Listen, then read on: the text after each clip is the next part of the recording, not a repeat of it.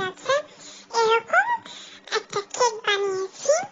এই কেকে ব্যবহার করেছি 2 টেবিল চামচ ইসবগুলের ভুসি, 2 টেবিল চামচ ইসবগুলের ভুসি, 1 চা চামচ চেডার বা চিজ, যেটা ইচ্ছা আপনি দিতে পারেন। মনে রাখবেন, চিজে কিন্তু আসলে কার্বোহাইড্রেট থাকে না। মানুষ ভাবে চিজ খেলে মোটা হবে, এটা ভুল ধারণা। ভাত খেলে বরং মানুষ মোটা হয়। তারপরে আছে স্লাইস করা মোজোরেলা চিজ। মোজোরেলা চিজ 180 টাকা করে পাওয়া যায়। এটা আমি আসলে কেকটা পুরোদমে তৈরি করে তার উপরে একটু বিছিয়ে দিয়েছি, একবারে চিকন করে স্লাইস, যেভাবে বিছানার চাদর বিছিয়ে দেয় ওইভাবে। তারপরে হাফ চামচ তিসির বীজ দিয়েছি। তিসির বীজ আসলে শরীরের জন্য খুবই ভালো, এমনকি ওজন কমাতেও হেল্প করে। আর অল্প একটু লবণ দিয়েছি। এখন আপনাদের যদি মনে হয় যে আপনারা মিষ্টিটা আপনার মধু দিয়ে দিতে পারেন বা অল্প একবার চিনি দিতে পারেন। আমি চিনি প্রেফার করি না। যে কোনো একটা আপনারা মিষ্টি দেওয়ার মতন কিছু একটা ইউজ করতে পারেন। এরকম করতে পারেন যে পুরাটা বানিয়ে ছড়িয়ে উপরে একটু চিনি দিবেন। আচ্ছা, বানিয়েছি কিভাবে? আর একটা ডিম লেগেছে।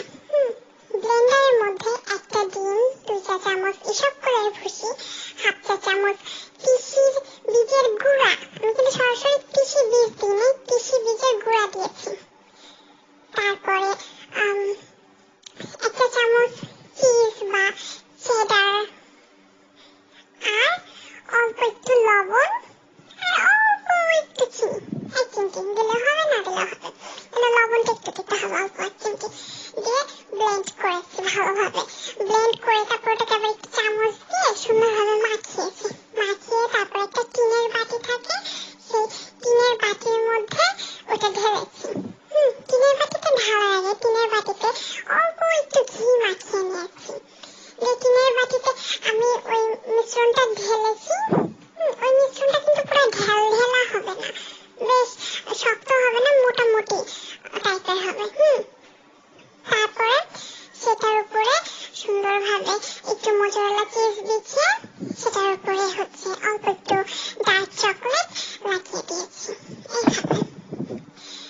তারপরে সেটাকে একটা কড়াইয়ের মধ্যে হাফ কাপ পানি দিয়েছি, হাফ কাপ বা 1 কাপ পানি হালকা গরম করে সেই পানির মধ্যে ওই বাটিটা বসেছি, যে বাটির মধ্যে মিশ্রণটা দিয়েছিলাম।